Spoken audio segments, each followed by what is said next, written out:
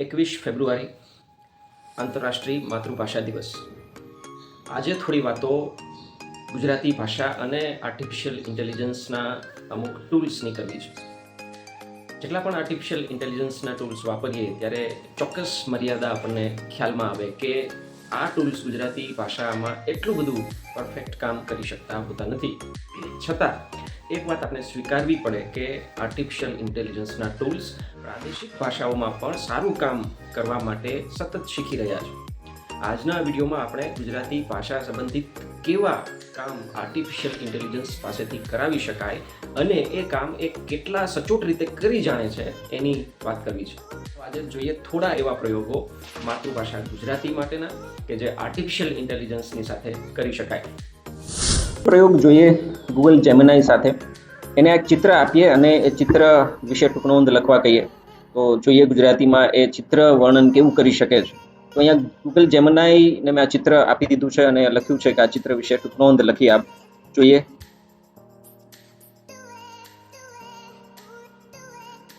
તો ચિત્રના તમે અવલોકન પછી જોઈ શકો છો કે એને સરસ મજાનો એક ટૂંકનોંધ લખી આપી કે આ એક ભવ્ય અને વિસ્તૃત મંદિર સંકુલનું ચિત્ર છે, ભારતમાં આવેલું છે.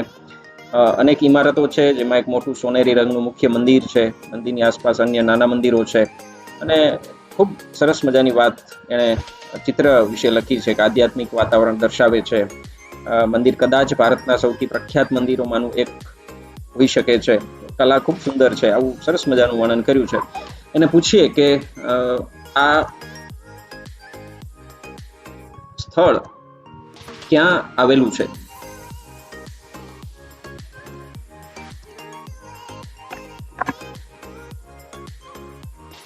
તો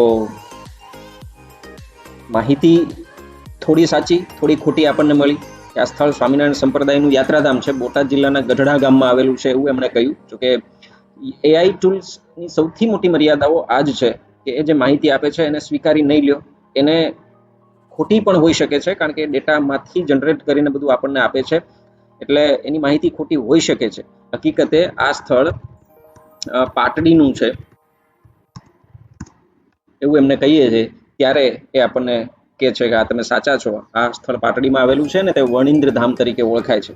સ્વામિનારાયણ સંપ્રદાયનું એક સુંદર મંદિર છે. ઘણા લોકો એને મિની પોઈચા તરીકે પણ ઓળખે છે. એટલે તમે જુઓ કે આપણે એને કહ્યું કે આ અહીંનું છે, પછી એણે એના વિશેની માહિતી આપણને સચોટ આપી છે.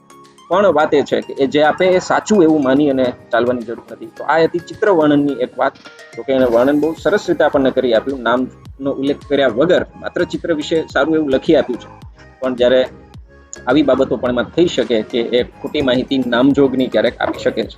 પણ ગુજરાતી ભાષા સાથે મશીન્સ આટલું કામ કરે છે અને હજી પણ શીખે છે. ભવિષ્યમાં કદાચ સારું કામ કરશે એવા આયામો એના માટે ખુલ્લા છે એવું ચોક્કસ કહી શકાય.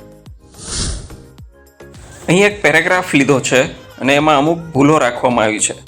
દાખલા તરીકે મોર મને ખૂબ ગમે છે, તે એક પ્રાણી છે. મોરના પીછાની જગ્યાએ પીસા લીધું છે. રંગબેરંગીમાં અનુસ્વાર નથી.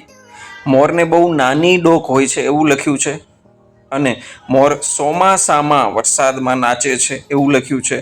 મોરને 4 પગ હોય છે. તો આ પેરેગ્રાફ આપણે ચેટ જીપીટીને આપ્યો અને કહ્યું કે એને એમાં રહેલી ભૂલો દર્શાવે અને 5 માંથી માર્ક્સ આપે. તો એમણે થોડી ભૂલો આપણી સામે રાખી છે. જુઓ, મોર મને ખૂબ ગમે છે, સાચું છે, એમાં કોઈ ભૂલ નથી. તે એક પ્રાણી છે એની જગ્યાએ એમણે કહ્યું કે તે એક પક્ષી છે.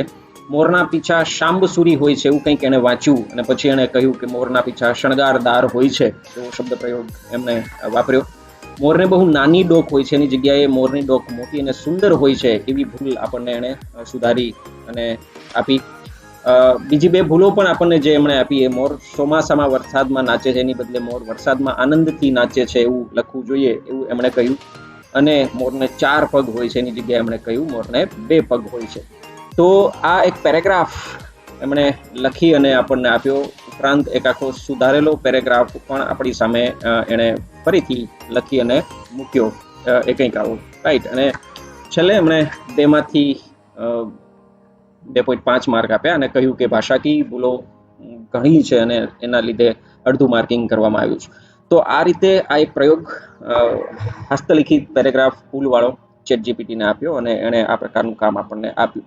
બની શકે કે દર વખતે કંઈક જુદું એ આપી શકે એવું બને. આનો આ પેરેગ્રાફ હવે ફરીથી હું એને આપું તો એ કંઈક જુદું આપણી સામે રાખે એવું પણ બની શકે, પણ આવું કામ પણ એ કરે છે. આ માત્ર હતો એક પ્રયોગ. બોટ્સ પાસેથી ભાષાંતરનું કામ પણ સારું એવું કરાવી શકાય છે.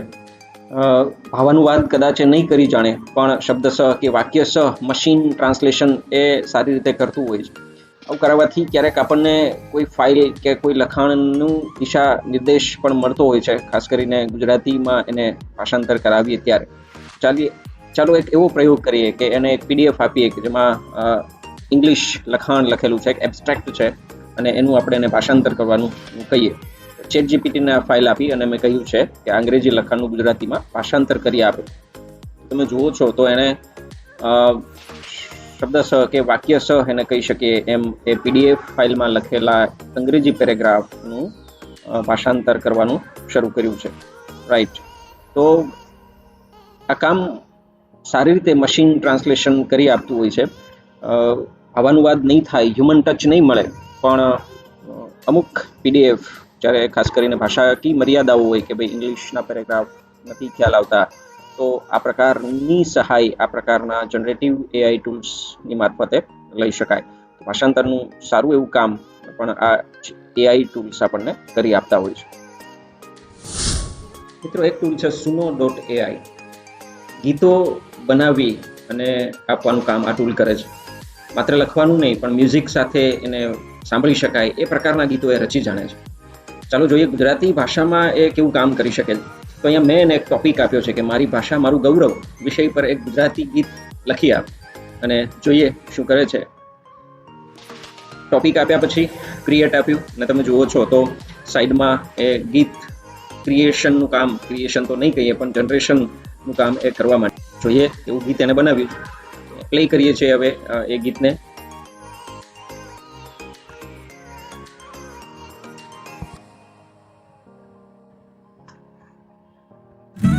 અહીંયા તમે જુઓ સાઈડમાં એ ગીત લખ્યું છે.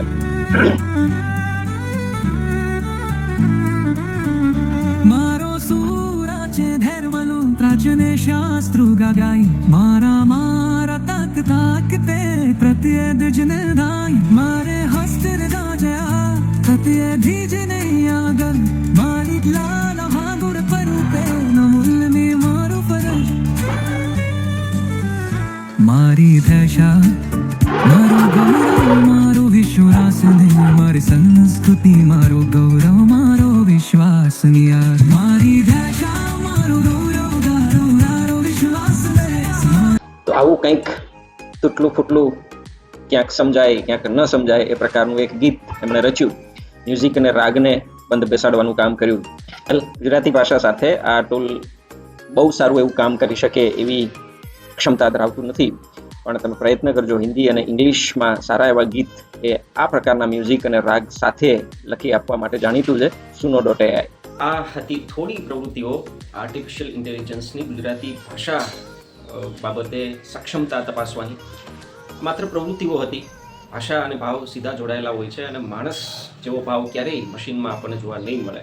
આ બધા મશીન જે છે એ કંઈક જનરેટ કરતા હોય છે, ક્રિએટ ક્યારેય કરતા હોતા નથી. એટલે આવી પ્રવૃત્તિઓ તમે પણ કરી શકો, પણ ખાસ એ બાબત પણ ધ્યાને રાખશો કે મશીન દ્વારા જનરેટ થયેલી આ બધી માહિતી કેટલી સચોટ છે, કેટલી વિશ્વસનીય છે, એ હંમેશા જાણી લેવું જોઈએ, અને પછી જ એને ઉપયોગમાં લેવી જોઈએ. વધુ આવા ટૂલ્સ જાણવા માટે ચેનલ સાથે જોડાયેલા રહો.